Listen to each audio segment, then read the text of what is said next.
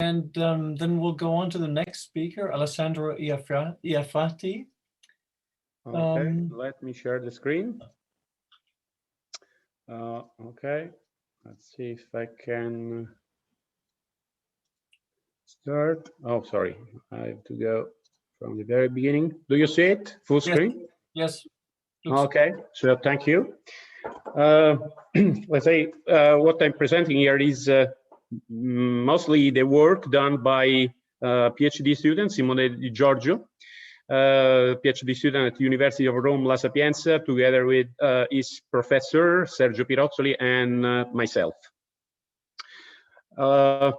And the content of this paper has some similarities with the previous one by Luke.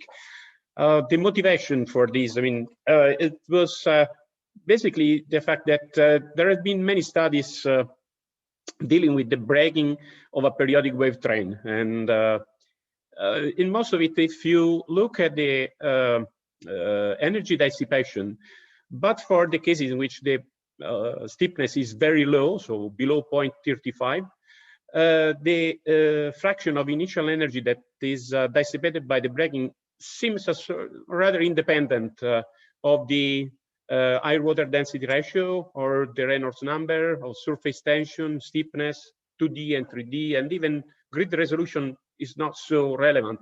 And in this picture below, you see the results taken by several papers, and then you see that there is not much difference in terms of the energy dissipation. So also because the difference between the different cases are more or less within some uncertainty of these highly nonlinear computations. And so the focus of this work is to investigate deeper, or start to investigate deeper, the dissipation mechanisms in the different cases. So we do perform numerical simulation of the periodic wave. Is about the same as shown before. And we perform simulation in 2D and 3D and a different Reynolds number. And the analysis presented in terms of air entrainment and energy dissipation, and particularly focus is on the analysis of the vorticity structures developing during the breaking, with an attempt to identify the region where the dissipation is mostly located. For this numerical simulation, we used a two-fluid Navier-Stokes solver. We solve the incompressible Navier-Stokes equation with the classical fractional step approach, at Bashford scheme for the explicit terms and Crank-Nicholson for the diffusive part. And it's a staggered layout with second-order discretization, and we used both energy-preserving schemes and TVD schemes. We solve the pressure equation by using the Hyper library. I mean, this is quite standard for this kind of solvers, and we use either geometric multigrid or Krylov methods for the solution of the Poisson equation. Just to say that, as you will see later on, the grid in this case is uniform with some stretching in some parts of the domain. For the interface reconstruction, we use a TVD volume of fluid method, algebraic reconstruction of the interface, and with some limiter for the integration. And for the surface tension model, we use a classical A function method, and wherever it converges, and when it does not converge, and we jump to a least square, find a different method when necessary. We have done some validation study, and then for this study we used both this new code, but also we used Basilisk to do some comparison, and then we studied the effect. This is one of the test cases that we have done. So the effect of a bubble in a shear flow, and we studied the behavior for different capillary numbers. So, but most of the study have been done for the steep wave in the periodic domain. So this is the typical wave profile. Just a difference. I mean, here we introduce a parameter R, which is a random parameter, and this is, I mean, for 2D simulation, this is just used to shift the initial condition with respect to the grid. for the 3D simulation, this parameter is the same for each section, for each span-wise section, and this means that we are introducing a small perturbation already at the beginning. The simulation that we are presenting are for a fixed surface tension. I mean, so the surface tension corresponds to 30 centimeter wavelength. But then we do vary, as I said, the Reynolds number. The simulation that I'm going to present are only the ones that are highlighted here. The grid resolution, the finest grid resolution is about 3 times higher than the one used by Luc. So it's 0.3 millimeter, the smaller size.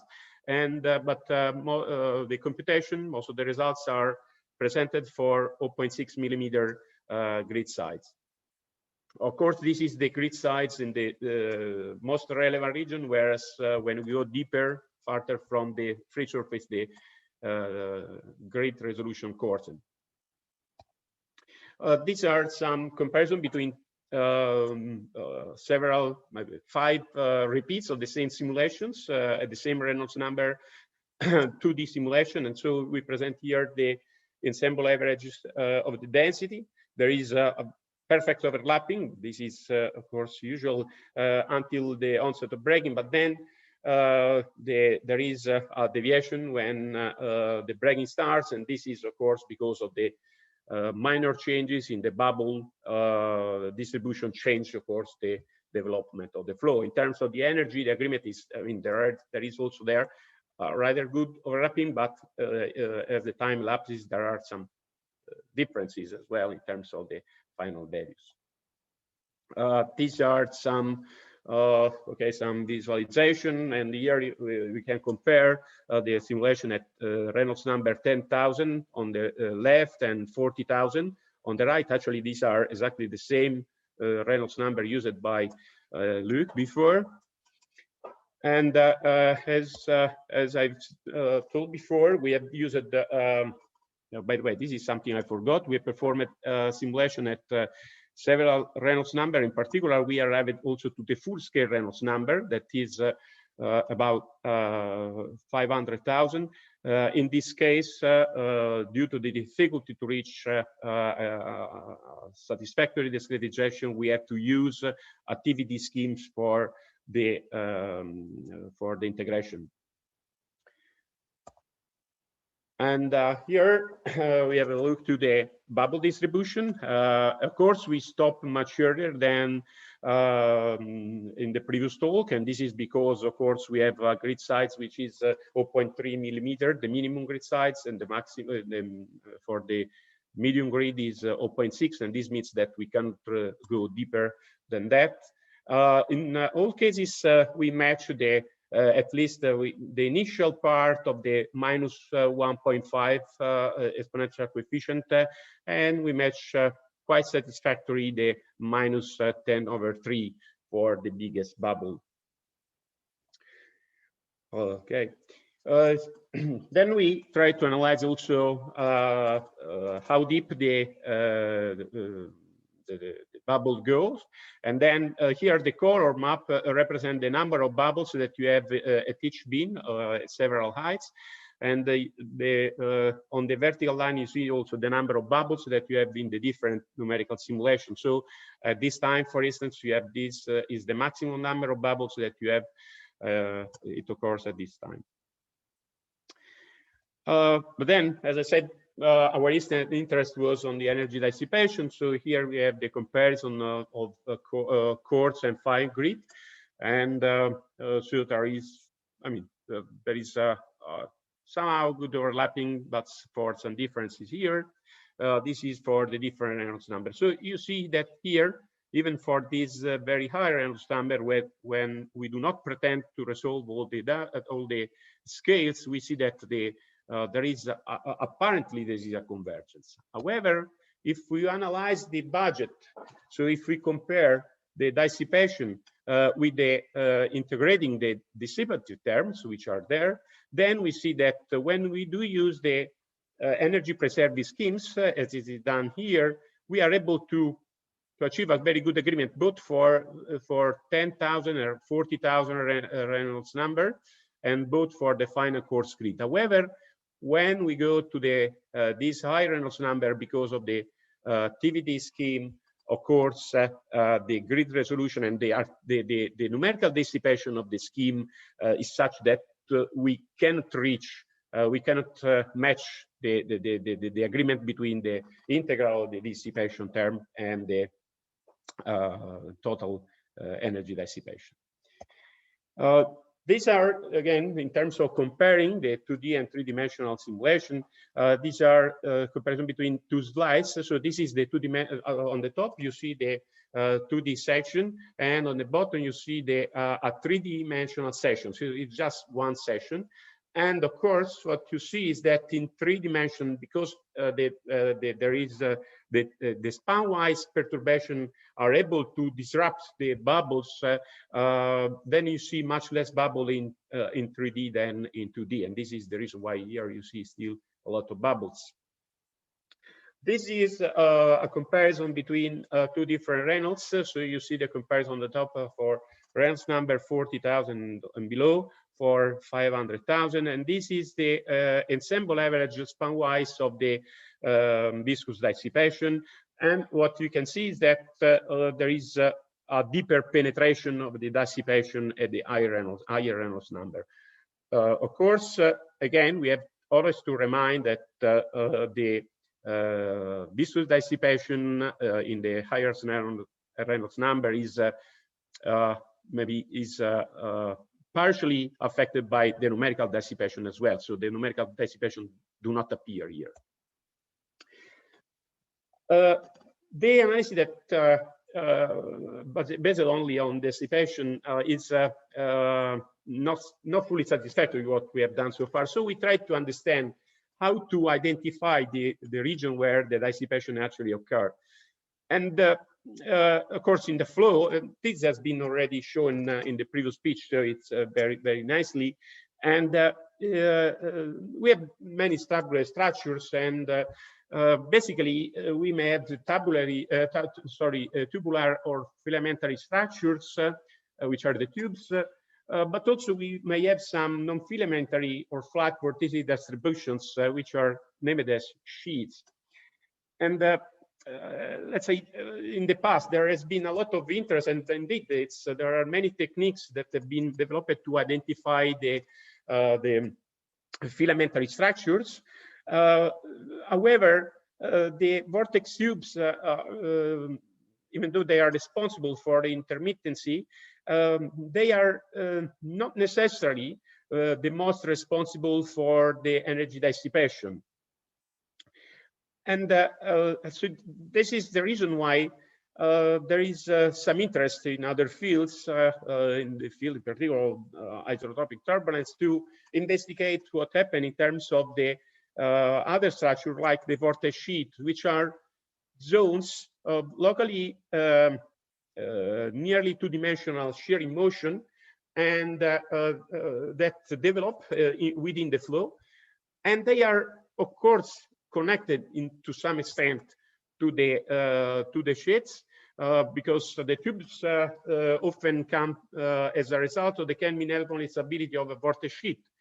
However, the tubes may also come because of the interaction of different vortex sheets that forms a recirculating region with a minimum pressure. To go more formally, we use in the next slide. I'm going to use this definition for the identification of vortex tubes and vortex sheet. So the tubes are identified as regions where the parameter omega t is equal to a given value, and this given value for all the simulation, all the figure and simulation that you will see afterwards is equal to 20. And for the identification of the vortex sheet, we look for the largest eigenvalue of the symmetric second order velocity gradient that is shown over here. And also in this case, we plot the region where this parameter omega s is equal to a given value, which is 20 as well. So this is these are two movies. Oh, sorry. These are two movies. This is at 10,000, and this is at 40,000. So of course, this is more or less is something that can be easily understood. At lower Reynolds number, the structure are generally larger, whereas when you increase the Reynolds number, we have finer structures, as they are here. And of course, the problem is even more clear when we move to the 500,000 Reynolds number, when where the structure are very, very fine. Here are some snapshots that try to look at this region. So by the way, the gray part, the sheets are the gray part, whereas the tube are the yellow part. So you see that there are some interplay between the gray, so between the sheets and the tubes, and this is probably clearer in this picture here. So if you see, there are the sheets and the tubes. Sometimes they are separated, like here, but sometimes they coexist together. And this is a comparison between the fine and grid resolution. We want the coarse and fine resolution. We wanted to see if there are, to which extent the fine resolution can resolve finest details. And here is the same picture enlarged.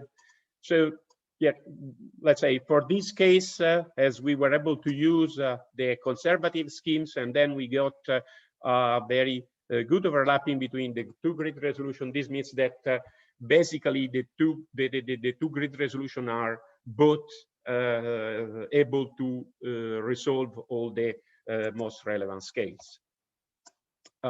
Here is a comparison. It's the same picture for the 500,000 Reynolds. In this case, we have, of course, a tiny structure, and of course, the flow is much more complex. Let's say this in this way. In this picture, I've shown the in the picture before. Sorry, I've shown the tubes, sorry, the sheets and the tubes as they appear. But then I thought it could be interesting to see what happens if we put a plane. So this is a cross plane. The wave is traveling perpendicular to the monitor. And so we put this cross section, and then in this picture, what you see on the left are the vorticity distribution together with the tubes, which are in black, and the white line represent the free surface. On the right, you see the sheets, which are again in black, the viscous dissipation, which is the color map, and again the free surface, which is white. And by looking at this, you see that there is a strong interplay between the entrainment, the dissipation, and the sheets, the tubes, and of course the dissipation. The same happen, of course, if we move to the higher Reynolds number. Of course, things are more complicated in this case.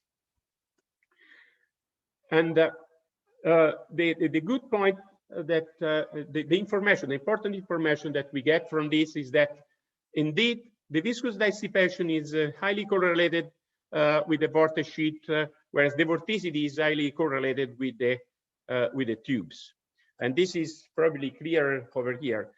Now, what is interesting is now, and this is something that we left for the future, is that to understand how these structures interplay with the hair, which are here. There are some tubes here, some sorry, not tubes, but just some air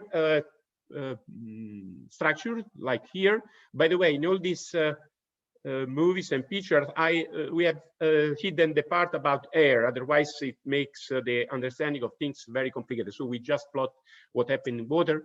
And so here there is a strong interplay between the vortex, the vortices, or the tubes, the sheets, and the air entrainment. And all this kind of game, so this kind of interaction has to be still investigated. So concluding, yeah, we have performed some numerical simulation of the breaking of steep wave in periodic domain. We focused the attention on the dissipation of energy and on the energy structures, vorticity structures mainly responsible for the dissipation. We still have to perform a deeper investigation on the interplay mechanism between the tubes and the vortex sheet in particular, and we want also to understand what happened in terms of air entrainment and the tubes formed by the entrainment of air. Also, we want to go toward more quantitative characterization of the size and shapes of the different structures during the evolution, and hopefully at the different Reynolds number. Thank you for your attention. Thank you, Alessandro. Thank you for a nice talk. Any questions?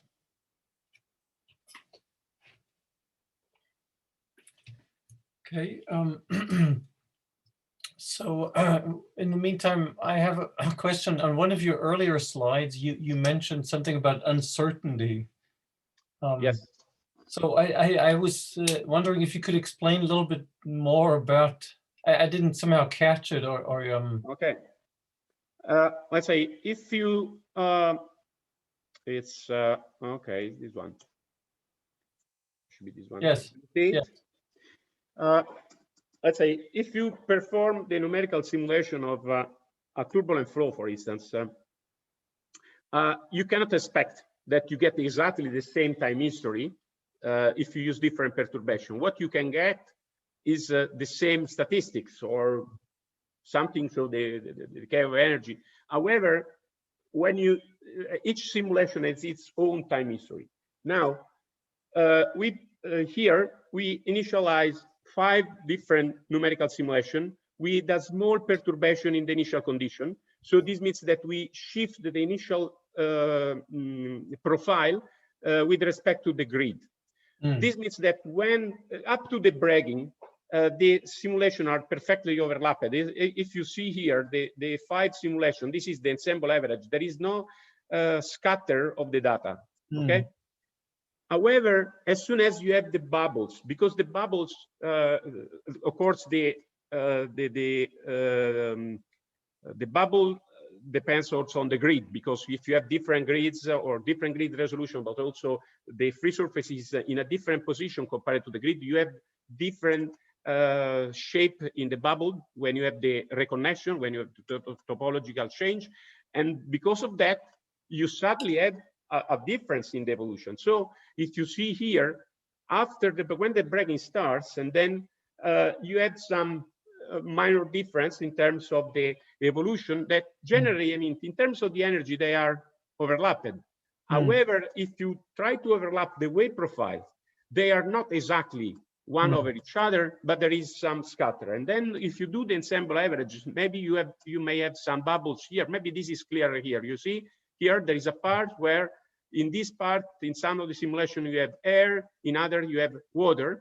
And this is not all the simulation have the air exactly at the same point, exactly because, just because we introduced a small shift in the initial condition. So this means that it's like when you do an experiment, you cannot pretend that in all cases you have exactly the same, the velocity is exactly 0 at any point, and then you have an initial perturbation is always present. And this may introduce some scatter in the data if you want to do a perfect point-to-point control of the results. Do you think there's any point in like using statistics in some way to look at that? This is, yeah, the only point about the statistic is the complexity of the numerical simulation, let's say. By the way, this is, of course, in 2 dimensions. In 3 dimensions, maybe things could be different because, as I said, in 2D, you have larger bubbles. Anyhow, back to your question, the difficulty with the statistic is that in order to achieve a sort of statistic, you need to perform a lot of simulation. Maybe 5 are not enough, and this is the question. Good. Okay, thank you. Any other questions? I have a question. Thank you so much, Alessandro, for your talk. Very nice presentation. Regarding the numerical dissipation you mentioned, and you showed that for high Reynolds number, the convergence is harder. Is this the first one? People report this on this type of problem, or I haven't. Let's say I go to the point. So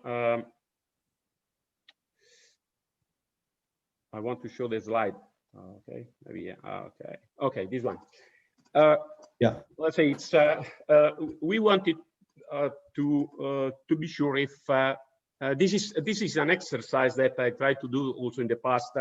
I wanted to see if I mean this is okay. We have the dissipation in terms of energy, but does this correspond to the integration of the numerical dissipation? In principle, should be yes, but then it's always good to check.